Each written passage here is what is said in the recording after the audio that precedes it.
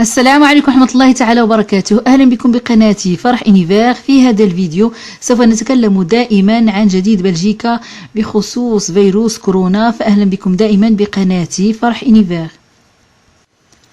بالنسبة للحالات الجديدة بفيروس كورونا فقد سجلت البارحة 1968 حالة جديدة سجلت خلال 24 ساعة الماضية. هذا ما جاء من معهد الصحة البلجيكي سيانسانو.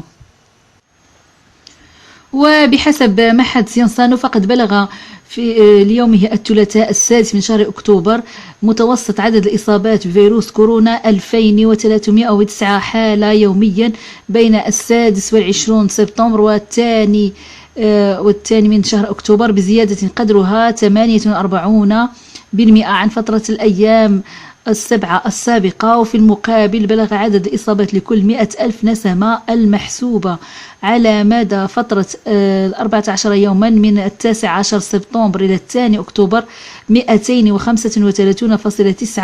بزيادة قدرها 76% لبلجيكا بأكملها.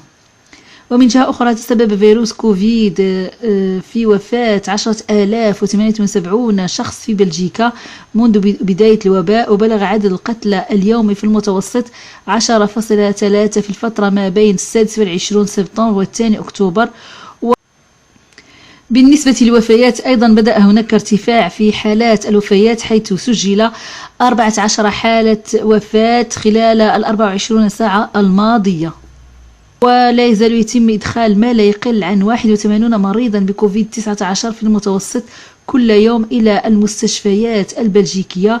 وحتى 5 من شهر أكتوبر كان 937 مريضا يعانون من كورونا في المستشفيات البلجيكية، بما في ذلك 195 في العناية المركزة و83 تحت جهاز التنفس الصناعي، مما يدفع مجموعة من المستشفيات البلجيكية التي لم يعد لها طاقة في استقبال هؤلاء المرضى بنقلهم إلى مستشفيات أخرى أكثر سعة لاستقبال هؤلاء المرضى.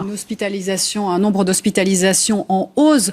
Comment s'organise-t-on dans les établissements en ce moment? Nous allons rejoindre Sophie Mergen à Charleroi. Se prépare-t-on bel et bien, Sophie, à une nouvelle flambée des cas?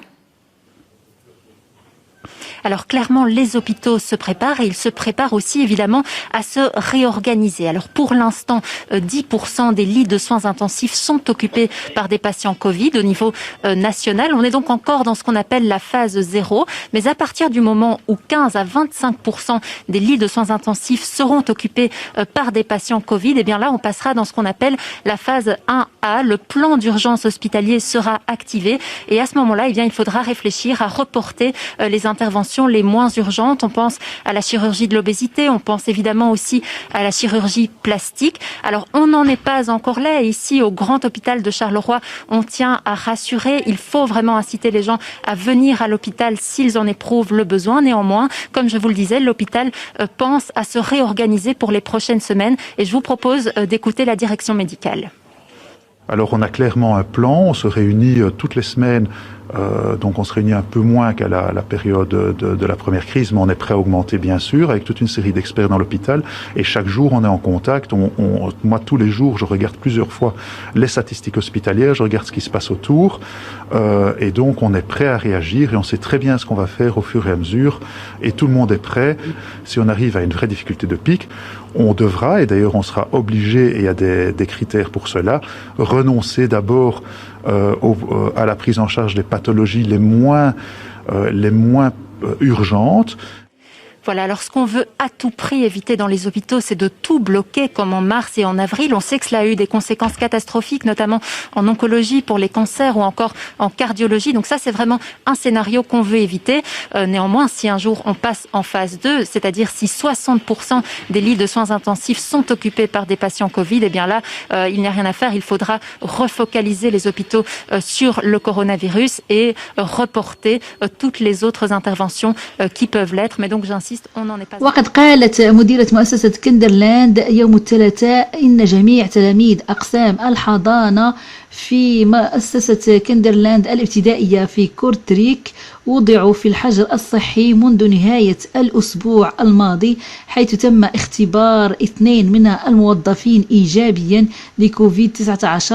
وعليه قررت المدرسة أيضا إلزامية ارتداء قناع الفم على معلمي رياض الأطفال. وقد قالت المديرة لهذه المدرسة كندرلاند أنه يجب على جميع الأطفال الذين كانوا على اتصال بالموظفين المصابين احترام 7 أيام من الحجر الصحي. وسيتعين على معلمي رياض الأطفال الآن ارتداء قناع الفم.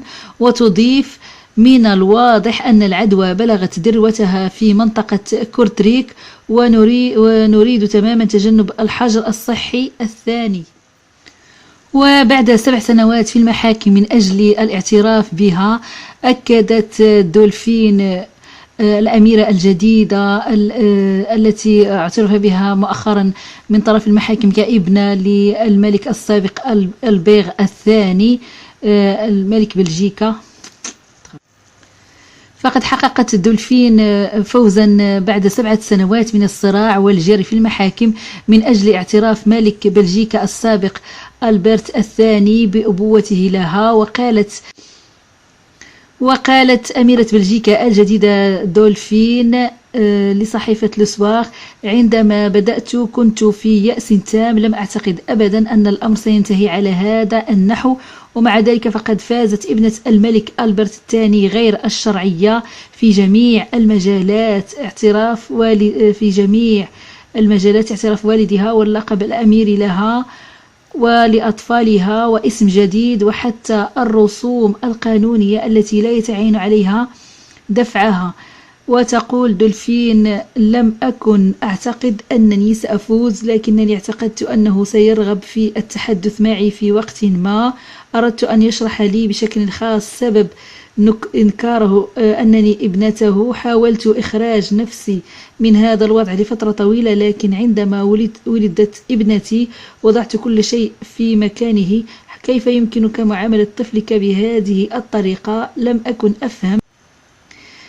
أفهم في ذلك الوقت. بدا لي أسهل ما يمكن فعله هو ترك العدالة تعني بنا الطريق الأكثر تحضرا لحل هذا النزاع.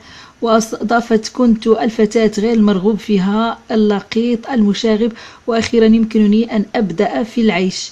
في الوقت الحالي لا تتوقع الأميرة دعوة من العائلة المالكة، لن أركع على ركبتي لتلقي دعوة، ولكن إذا كانت هناك مبادرة عفوية من جانبهم فسنرى.